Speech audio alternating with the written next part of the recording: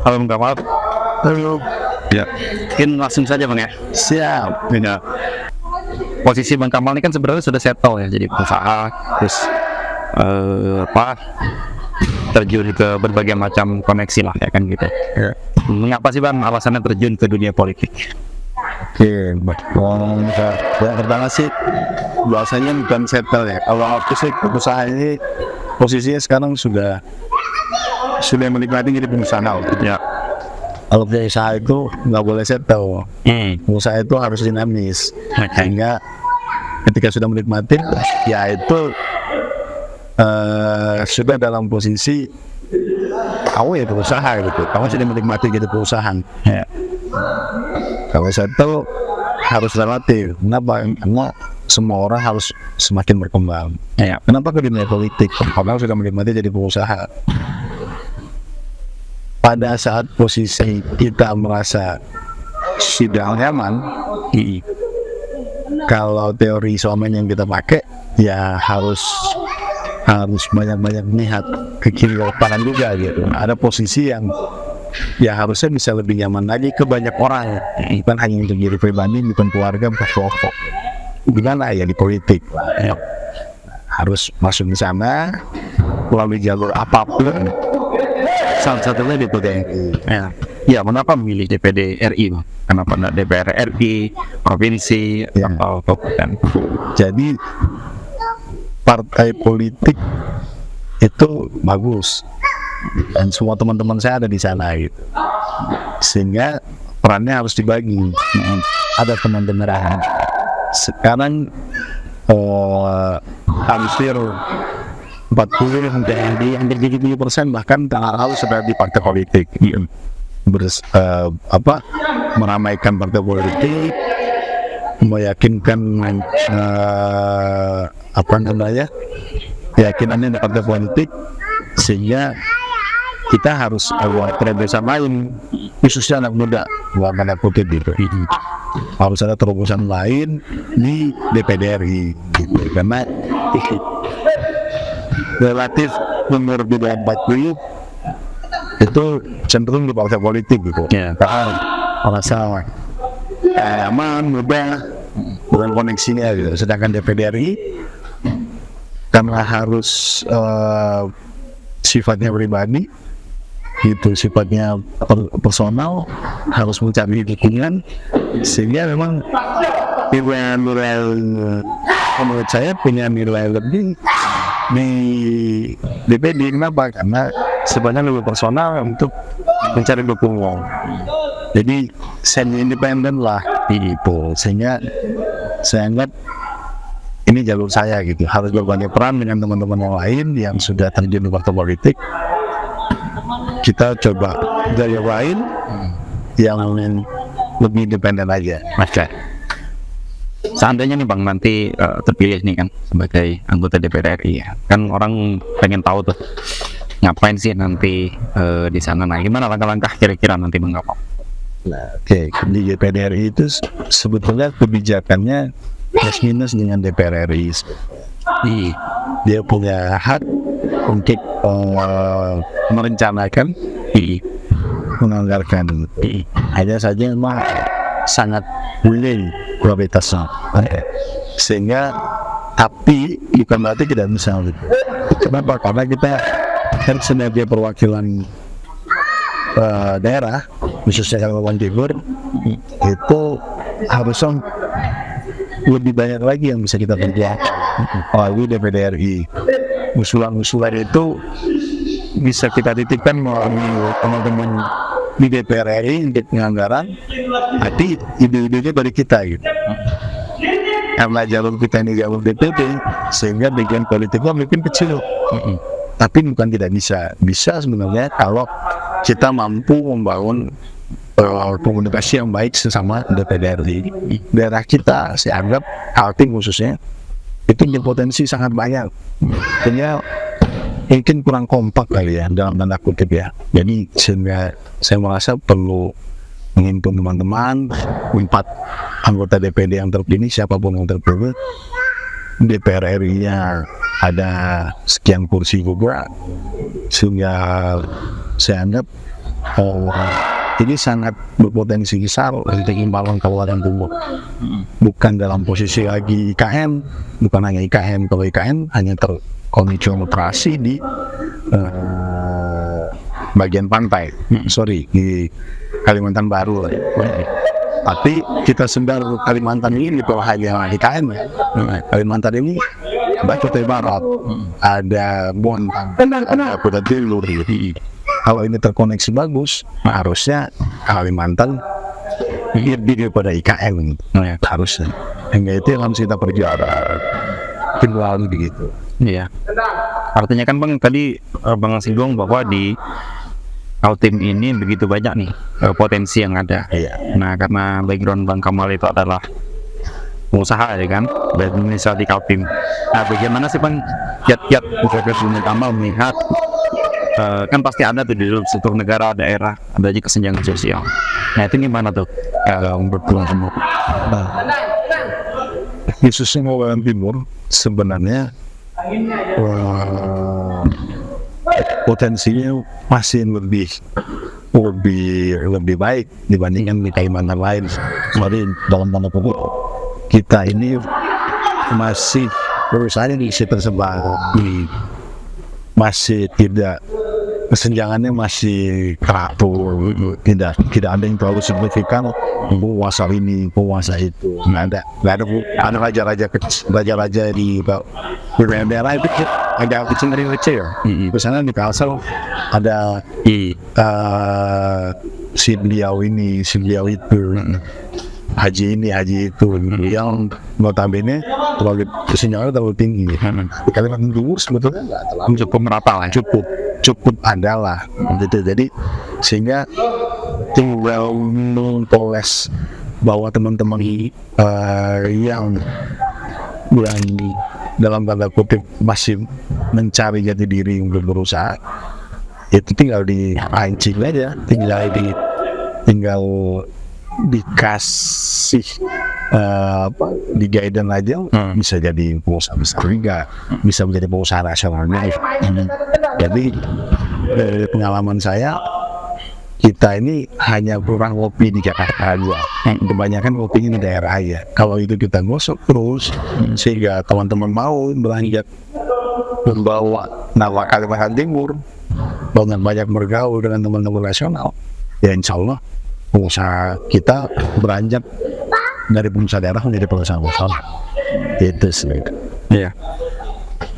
Artinya salah satu kiatnya tadi itu kan artinya bagaimana menumbuhkan pengusaha-pengusaha muda. Pengusaha muda ya. Kita karena kesenjangan kita ini nggak kalau itu sebenarnya. Kalau di guidance sedikit, pengusaha-pengusaha kita di Kalimantan Timur ini sudah bisa naik kelas, jangan nggak putus bebas. Iya, tidak nyaman itu nggak nyaman gitu. Nah, selain itu Bang, apa nih kiat-kiat untuk kawan-kawan yang startup ya, mungkin yang baru mulai usahanya atau masih pada level mungkin mikro, untuk bagaimana mereka bisa naik kelas? Ya. Nah, kalau seperti yang kita bicarakan tadi, untuk teman-teman startup kan lebih, saya memang terlalu nyaman di zona nyamannya. Di Kalimantan Timur itu, kalau kita jualan bibit saja, itu sudah bisa cari duit gitu. Bibit saya sudah bisa cari duit gitu. Orang bukan kecil, ada ide, ngambil ide orang, udah jadi loh. Yang kurang dikit kan kita mau berkreatif, membuat kreatif, kita legitimasi sehingga menjadi unit sendiri gitu. Kalimantan Timur punya produk misalnya, saya belajar misalnya produk terbaik yang dibuat luar ini itu made-nya Indonesia, bukan made in China, bukan made in Vietnam, bukan made in karena kan bangunan. Tapi yang terbaik produk sudah saya tanyakan itu selalu made in Indonesia. Ternyata betulnya punya potensi sebetulnya. Di Kalimantan Timur potensi startupnya lebih kemana? Bikin contoh misalnya kopi kenangan. yang bikin teman-teman startup dari Pulau Jawa sama sebetulnya. Hanya kita tuh mencontoh aja, berani ngikutin mereka, kita legitimasi dari Kalimantan Timur. Harusnya sih bisa seperti mereka gitu.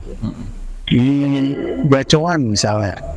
Ini Ekwerma berani jadi bacoan. Itu lagi berani aja mereka. Berani berlegitimasi. Semua itu menjadi tren wisata mereka gitu. Itu yang kurang. Jadi pemerintah ini sebenarnya bisa sekali lagi menggunakan teman-teman startup untuk berani legitimasi kalau udah punya ide dianggap mencuri. Saya kira bukan mencuri toh lebih tepatnya itu yang lebih baik, sehingga kalau yang vendor ini ya hasil punya kopi, punya dan lain-lain gitu, punya peluang untuk garment, punya peluang untuk potensi hasil hutannya gitu. Ada daun kedembang, ada daun apalagi, tinggal dilegitimasi aja dan dibuat sedemikian rupa. Ada daun gondok yang di sungai, kumpai kata orang Kutai, mau dibuat apa aja. Kenapa itu bisa jadi lebih mahal dibanding buaya yang dibuat di Itali, jadi lebih mahal dibanding buaya dari Kalimantan Timur. Pembuaya dari Kutai Timur misalnya. Kalau itu betul-betul diborong untuk pembuatan jadi branded, itu harusnya bisa lebih baik dibandingkan kota-kota lain. Tinggal ide didorong dan pemerintah berani dorong pembelian gratis untuk melegitimasi produk Kalimantan Timur. Harusnya itu. Jadi di situ ada juga peran pemerintah ya, untuk bagaimana mendorong. Harus.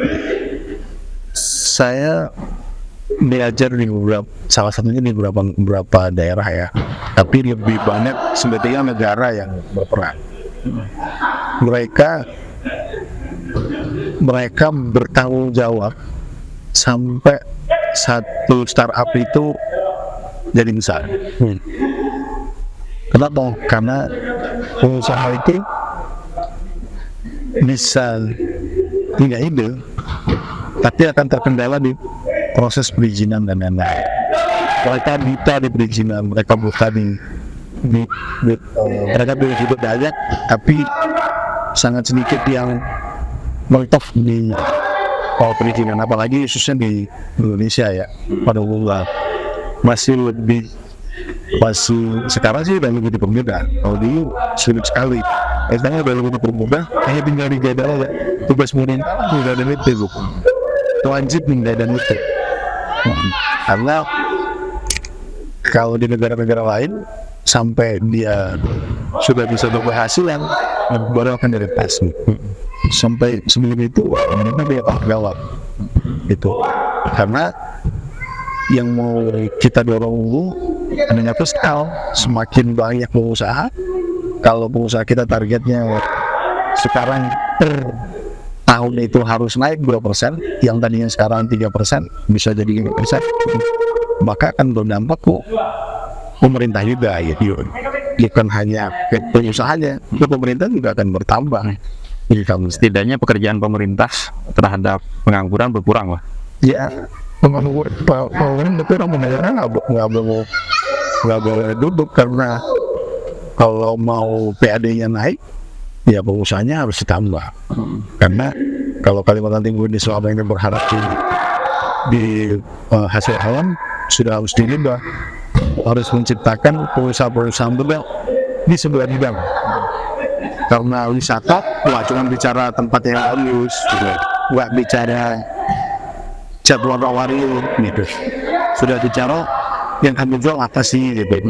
Nah itu gitu berusaha. Terus sih yang melayangin kamu sampai ke lokasi siapa sih? Nah itu gitu berusaha. Pengusaha jazz, pengusaha mobil, itu pengusaha. Yang membuat roadmap perjalanan kamu siapa sih? Nah itu harus pengusaha. Nggak bisa, Bo. Pemerintah Wanita kan mau ngurusin itu semua gitu. Pemerintah akan mendorong, oke kamu jadi pengusaha ini, kamu jadi pengusaha ini, kamu jadi pengusaha ini. Kan butuh ini. Gitu, sehingga harusnya kita itu sudah dalam posisi mempersiapkan sebelum sumber daya alam kita ini habis, sudah harus ada calon-calon usaha baru. Ini pengusaha baru harus ada untuk kabupaten. Oke, terakhir mungkin Mas. Nah, ini kan 2024 nanti kan Februari 2024 kan pemilihan. Apa yang ingin Bang Kamal sampaikan nih kepada masyarakat Kalimantan Timur pada umumnya tentang pemilu nanti dan juga tentang apa rencana Bang Kamal untuk mencalonkan bagi anggota DPD RI. Oke, semua untuk masyarakat Kalimantan Timur, 10 kabupaten kota, dengan nawaitu saya berharap adalah seluruh Kalimantan Timur keterhubungan kabupaten kota, sehingga bukan hanya 3 kabupaten besar Balikpapan, Samarinda dan Blitar, tapi kabupaten-kabupaten penunjang ada peta lain bukan cuma ada penunjang tapi juga dari pemeran dengan apa dari dihubungkan dengan mudah semua kabupaten kota. Insya Allah semua kabupaten kota bukan hanya jadi penunjang IKN tapi sebagai penopang peran secara utuh untuk Kalimantan Timur. 10 kabupaten kota termasuk Marin, kita hanya butuh transportasi yang bagus, hanya butuh manajemen transportasi yang cepat gitu, sehingga semua orang ketenaran kelihatan gitu. Kecil nggak perlu 5 jam, bahkan kendaraan itu nggak perlu 12 jam. Sehingga bisa karena sudah ada contoh daerah lain dan negara lain. Orang ke Bandung dulu 3 jam, 4 jam, sekarang cukup 1 jam. Bisa. Kenapa nggak bisa? Karena anggaran Kalimantan Timur sebenarnya cukup. Hanya siapa dan bagaimana gitu. Nah, saya mengajak teman-teman semua, saya hanya salah satu penunjang untuk cita-cita kita. Mudah-mudahan bisa sama-sama melalui DPD RI bisa bersama-sama menyampaikan cita-cita Kalimantan Timur untuk lebih baik. Mudah-mudahan itu semua teman-teman muda, tua, kakek, nenek, bapak, ibu, adik-adik semua, teman-teman rekan-rekan seangkatan saya, semoga bisa kita perbaiki Kalimantan Timur hanya melalui salah satunya hanya melalui DPD RI 2024-2029. Terima kasih. Oke. Wassalamualaikum warahmatullahi wabarakatuh.